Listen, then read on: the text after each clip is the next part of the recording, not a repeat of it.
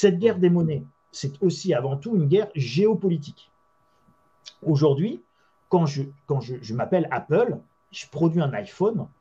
L'iPhone, quand je m'appelle Apple, je l'achète à 200, entre 150 et 250 dollars en fonction du modèle, sorti usine de Chine. Je l'importe aux États-Unis ou en Europe et je le vends entre 1000 et 1500 dollars ou 1000 et 1500 euros.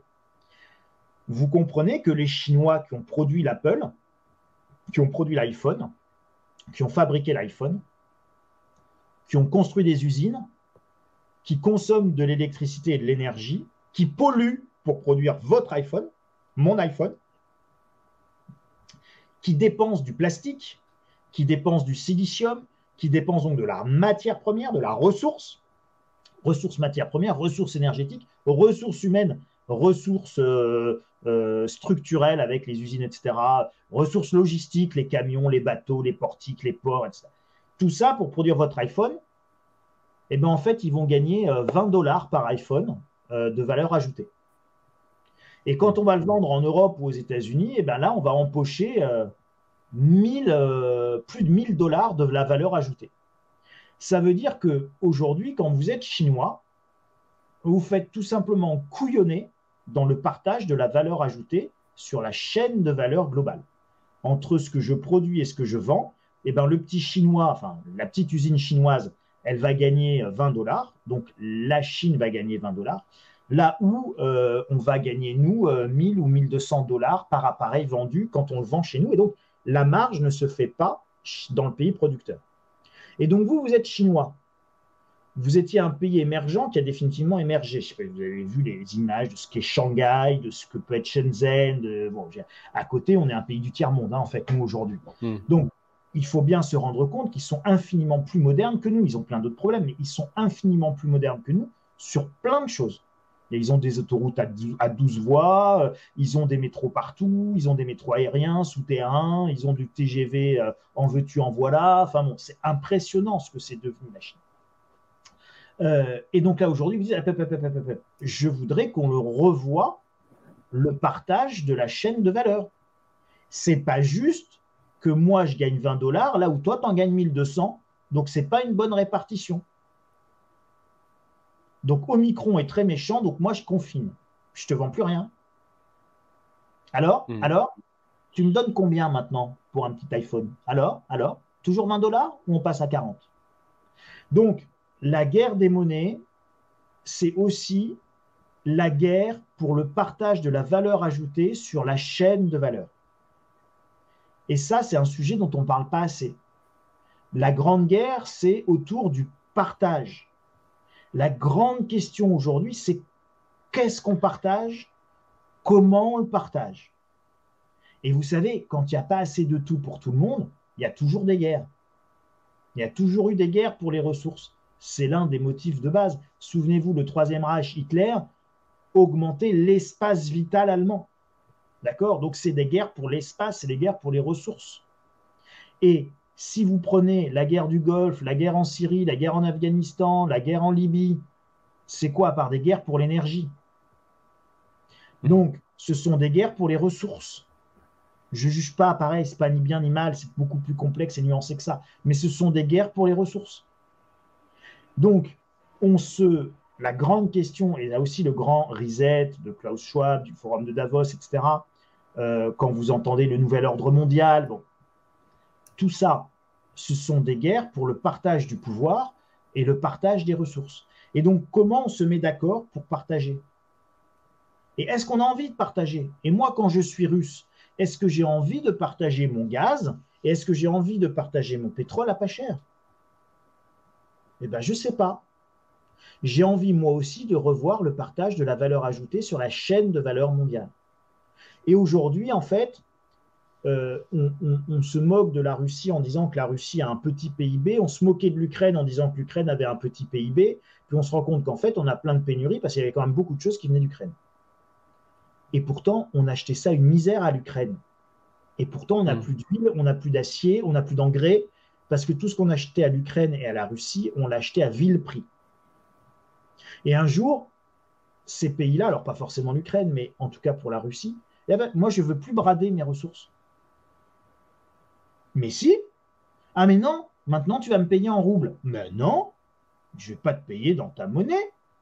Je veux te payer comme moi j'ai envie, avec ma monnaie de singe que j'imprime comme je veux. Ah non, non, non, non, non. Ouh, t'es très méchant. Oui, oui, t'es très méchant, bien sûr. Mais si vous étiez à sa place, vous demanderiez la même chose. Je ne veux plus brader mes ressources. Donc les Russes disent je ne veux plus brader mes ressources naturelles parce qu'il n'y en a plus assez. Les Chinois disent je ne veux plus brader ma production et mes ressources naturelles et le fait que je sois devenu l'usine du monde parce que la pollution elle est chez moi et que j'en paye le prix et que vous me donnez rien en échange et qu'en plus vous continuez à imprimer de la monnaie et donc mes réserves de change en dollars, mes 3500 milliards de dollars de réserves de change, en fait ça vaut rien. Et en plus, si je suis pas sage, vous me les confisquerez. Donc ça vaut encore moins rien. Oui, Donc, là, on a un gros problème lié au dollar. C'est vrai que on avait les talons or jusqu'à 1944, fin 44, et ça se passait relativement bien parce qu'on avait une matière première en fait qui servait d'étalon à toutes les monnaies, donc ça simplifiait les choses. Ensuite, on a eu la convertibilité, donc le dollar a remplacé l'or parce qu'en 1944, il n'y avait plus d'or parce qu'on avait dû acheter des armes et que tout l'or, pour simplifier, hein, tout l'or était parti aux États-Unis. Les États-Unis disent bon, ben, on va convertir, vous pouvez convertir toutes vos monnaies en dollars, et puis moi, j'assure la convertibilité du dollar en or, mais surtout, ne me demandez pas d'or, hein, mais on va dire que le dollar est convertible en or. Bon, donc tout le monde a accepté ça. c'est ça. Et puis en Ajoute de la com. 71, on dit bon, finalement, la convertibilité du dollar en or, ça nous aide pas, donc maintenant, on va continuer, tout le monde achète du dollar pour pouvoir acheter des matières premières, mais comptez plus sur nous pour faire la convertibilité du dollar en or. Et là, effectivement, les Américains ont une force qui devient le dollar, qui peuvent imprimer absolument autant qu'ils veulent sans se soucier de l'or, et que tout le monde continue à acheter. Et c'est vrai que là, actuellement, on est en train de voir... et grâce ou à cause, je ne sais pas, de la guerre en Ukraine, les Américains bloquent l'accès au dollar pour les Russes. Et on voit que tout le monde se sert un peu de ce prétexte pour abandonner un peu le dollar. On voit que l'Inde vend maintenant en roubles et en roupies. On voit que la Chine commence à dire finalement, on va faire du yuan et du rouble. Et même l'Arabie Saoudite, qui est pourtant un grand allié des Américains, commence à dire écoutez, on va vendre notre pétrole en rouble. Et du coup, En yuan en aussi, yuan, pardon. pardon. En yuan aussi, Et ouais. du coup, on voit que les Américains sont bêtement bêtement, si je me place dans l'idée que je suis américain, je trouverais ça très bête, mais ils sont en train de perdre leur suprématie du dollar parce qu'ils en ont abusé complètement, notamment en bloquant l'accès au dollar de la Russie, et que du coup tout le monde se jette sur cette possibilité pour imposer des nouvelles monnaies, et notamment la Chine qui est ravie de pouvoir imposer le yuan à tout le monde. Et on a cette guerre des monnaies qui arrive, et finalement le rouble que l'on voulait tuer et la Russie que l'on voulait mettre à mal en lui interdisant l'accès au dollar, se retrouve avec le rouble au plus haut depuis 2 ans. Si on compare le rouble par rapport à l'euro ou par rapport au dollar, le rouble est au plus haut depuis 2 ans. Et finalement, c'est nous qui avons des problèmes d'inflation, enfin la Russie aussi, mais ça prouve que nos monnaies baissent plus que le rouble, quoi, et ça devient un véritable souci. Donc on a vraiment une guerre des monnaies qui s'installe parce que les Américains ont voulu abuser du dollar, quoi, et nous poser des vrais problèmes avec ça.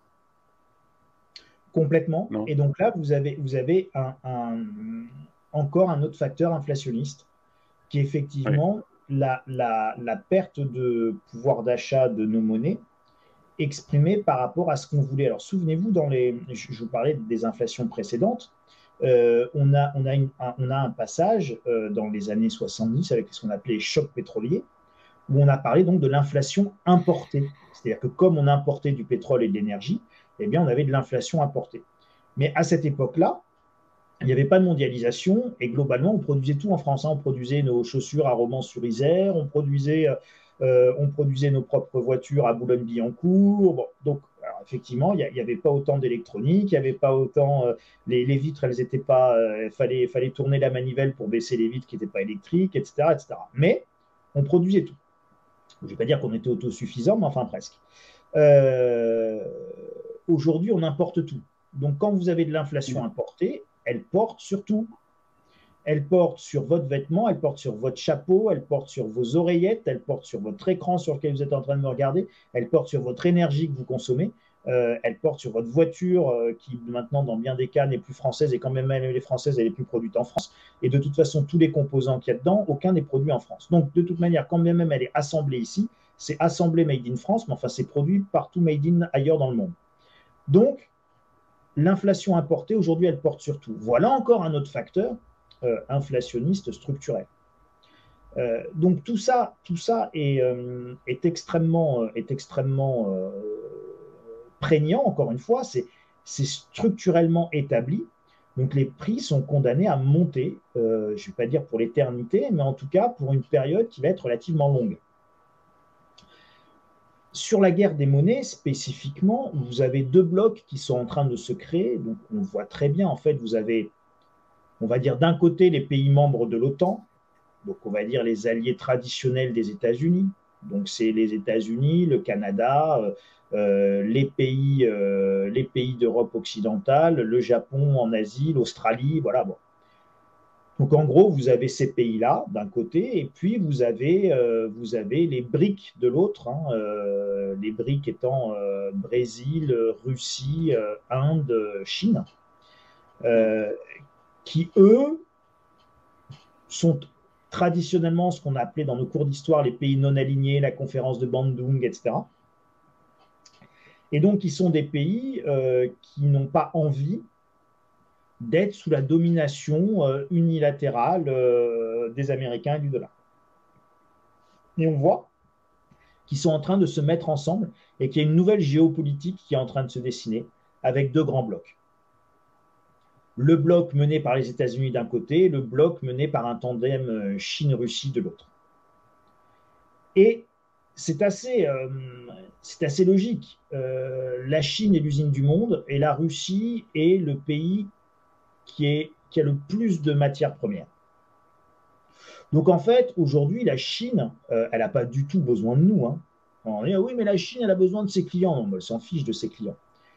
Je vous parlais tout à l'heure, c'est quoi le mobile, c'est quoi l'objectif des chefs d'État? L'objectif du Politburo en Chine, c'est d'assurer la stabilité sociale. Donc, ce qu'ils veulent, c'est que les gens soient calmes, qu'il n'y ait pas de problème en fait social. Ils ont 1,5 milliard de Chinois, donc il faut nourrir 1,5 milliard de Chinois, il faut donner du travail à 1,5 milliard de Chinois, il faut que le 1,5 milliard de Chinois il ait l'impression que tout va bien. Pour ça, ils n'ont pas besoin de clients et de consommateurs, ils ont besoin de matières premières pour que les Chinois puissent se chauffer, que les Chinois puissent cultiver, que les Chinois puissent manger du blé, bon. Donc, ils ont besoin des matières premières russes, en fait, aujourd'hui. Ils n'ont pas du tout besoin de consommateurs français, ni américains. Alors, s'ils ont en plus les consommateurs français et américains, tant mieux. Mais en gros, aujourd'hui, on est dans un bouleversement complet de paradigme. On résonne encore dans l'ancien monde qui était qu'on allait continuer à faire de la croissance infinie dans un monde fini. À partir du moment où vous ne pouvez plus faire de croissance infinie dans un monde fini, où vous ne pouvez plus transporter les bidules sur 20 000 km, vous faites quoi? Vous changez votre modèle économique. Encore une fois, je vous renvoie au terme de transition ou de grand reset. D'accord? Donc la grande réinitialisation, c'est quoi? C'est un changement de système. Et la transition, c'est quoi? C'est un changement de système. Changement de système d'un système vers un autre. Le système que l'on quitte, on le connaît. Consommation de masse, production de masse, consommation de masse, croissance infinie dans un monde fini, basé sur des ressources abondantes et pas chères. À partir du moment où les ressources ne sont plus abondantes et pas chères, vous ne pouvez plus avoir de production de masse avec une consommation de masse. Ça, c'est notre système actuel. Et on veut en changer, on veut faire une transition vers autre chose. C'est quoi le autre chose? Eh bien, le autre chose, c'est l'opposé de ce que nous faisons actuellement. Donc, c'est une croissance modérée, maîtrisée dans un monde complètement fini. Donc, c'est plus la consommation de masse. Donc, c'est plus la production de masse. Donc, les Chinois savent très bien que leurs usines, elles vont plus servir à rien. C'est déjà acté, en fait. Si vous voulez, les dirigeants politiques sont déjà en train de préparer autre chose, là. C'est fini le système de je rentre dans un magasin et puis j'ai 300 000 références à ma disposition. En fait, on fait comme si ça allait toujours durer, mais moi, je sais que c'est déjà terminé. Et que tous ceux qui nous écoutent vont vivre la transition, la grande réinitialisation qui va permettre de passer d'un système à un autre. Alors c'est souhaitable, de toute manière, on n'a pas le choix, et puis c'est à ce prix-là qu'on évitera le grand effondrement dont parle Yves Cochet dans son Institut Momentum. Il en parle extrêmement bien, Yves Cochet, ancien ministre de l'Environnement et de l'Écologie de Lionel Jospin, me semble-t-il. Ça remonte à quelques années. Donc Yves Cochet, lui, il vous dit l'effondrement aura lieu l'effondrement dans le sens de ressources et donc d'énergie. L'effondrement aura lieu dans la décennie 2020, c'est-à-dire 2010 à 2020 à 2030.